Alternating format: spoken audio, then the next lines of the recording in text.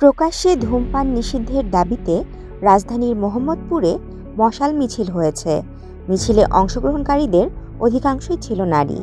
পরে তাদের সংহতি জানিয়ে মিছিলে যোগদান করেন লালমাটিয়ার স্থানীয় বাসিন্দারাও। ৫ই মার্চ বুধবার রাতে লালমাটিয়ায় এই মশাল মিছিল করেন স্থানীয়রা। মোহাম্মদপুর থানা ভারপ্রাপ্ত কর্মকর্তা ইফতেখার হাসান বিষয়টি নিশ্চিত করেন। তিনি জানান, রাত 10:30টার দিকে স্থানীয়রা ব্যানার নিয়ে লালমাটিয়া এলাকায় একটি মশাল মিছিল করেন। সেই মিছিলে আনুমানিক ২০০ জন অংশ নেন। তাদের মধ্যে অধিকাংশই ছিলেন নারী।